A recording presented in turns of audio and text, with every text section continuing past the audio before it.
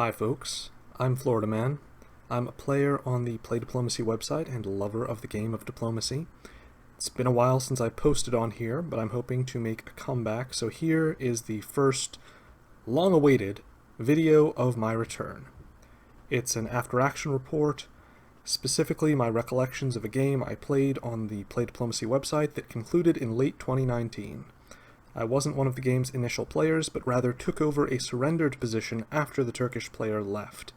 I'll give a little background, and then I'll explain how I salvaged a somewhat weak, surrendered Turkish position.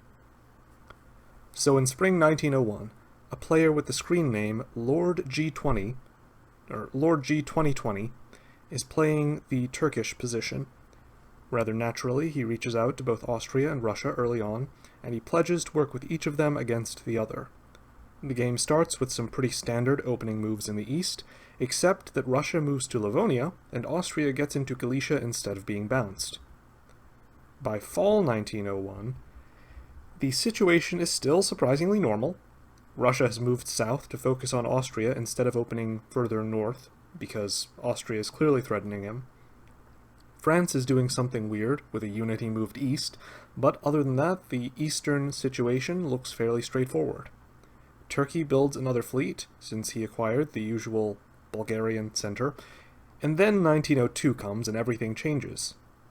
In spring 1902, Turkish records show no diplomatic communications at all between Turkey and any other powers. This season shows what a lapse in communications can do. Even though Turkey still enters orders, his situation is instantly perilous. The potential Turkish alliance options collapse, and both of his neighbors attack him together. Austria supports Russia into Bulgaria, and Russia also captures the DMZ'd Black Sea. As fall arrives, the original Turkish player has had enough and he surrenders. Then another player joins, and he also shortly after surrenders. Then it's my turn. In fall 1902, I take over the surrendered position. Stripped of all but the Turkish home centers, I'm immediately on the defensive. I communicate widely, with powers as varied as Italy, England, and Germany, although I hear nothing from Germany. And Russia is not very responsive at this point. So I propose that we could work together and form a strong alliance, on the condition that he return Bulgaria, but he doesn't initially give me much of an answer. He says he will answer, but he doesn't do so. Austria actually is more communicative at this point, but he just leads me on, pretending he'll support me into Bulgaria, as a ploy so he can break into the Aegean Sea without any opposition. At this point, I'm beginning to lose hope, but in spring 1903, Russia starts talking, offering to vacate Bulgaria and DMZ the Black Sea. I no longer have much to lose, and I have messaged him to that effect, but I grasp at the rope that he's throwing now, because I have nothing to lose. Austria continues offering to work with me, but after his previous betrayal, although I continue to communicate with him and speak as if we're making plans, I no longer give his words much credence. To the extent that they do seem to illuminate his plans, I use them and convey to Russia what I think Austria is likely to do. Happily, Russia actually follows through on vacating Bulgaria in my favor, and he takes Galicia. Fall of 1903, however, Austria's greater military force enables him to take Bulgaria from me, albeit at the cost of giving up the Aegean Sea. On the bright side, Italy has finally given in to Turkish and Russian requests that he join us in attacking Austria, and he's occupied Trieste. Russia agrees to destroy his Black Sea fleet following the fall moves, and he does that.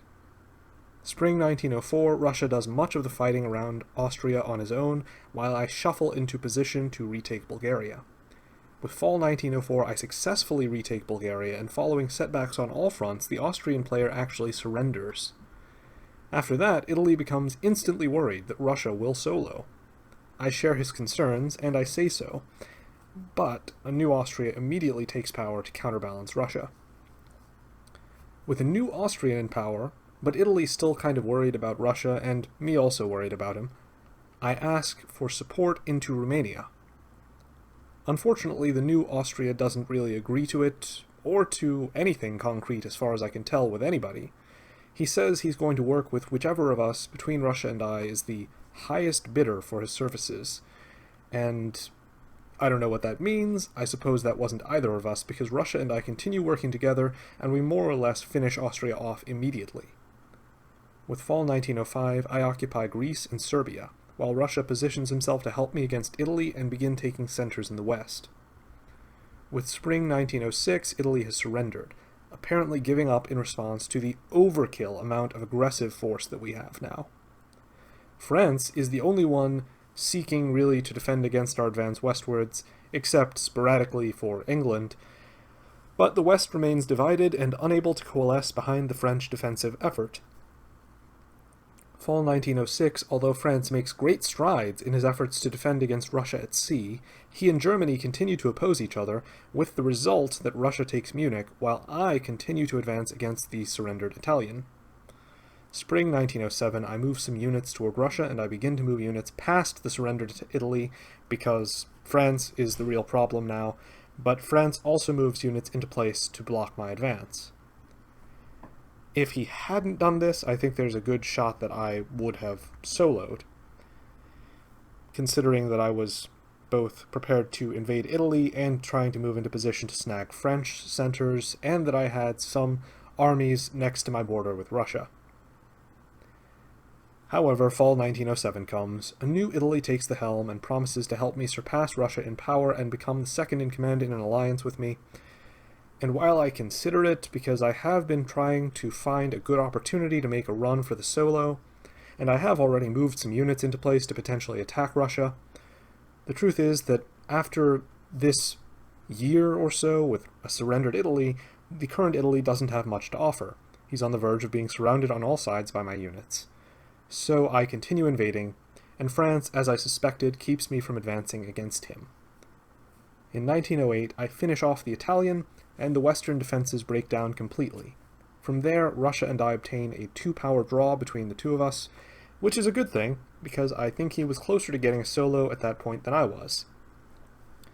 I think what this game shows is that with a willing, friendly ally, you can overcome even being reduced to your home centers at a point that's a year or two after the beginning of the game. And remarkably, that's what happened here, and I ended up being one of the 2 players left in the draw at the end. Of course, it didn't hurt that Italy surrendered. Wish people wouldn't do that, but you can't control it. Anyway, this has just been a quickie video. Just wanted to let you guys know that I'm back into the swing of making YouTube videos. Hope to talk to you soon. FloridaMan out.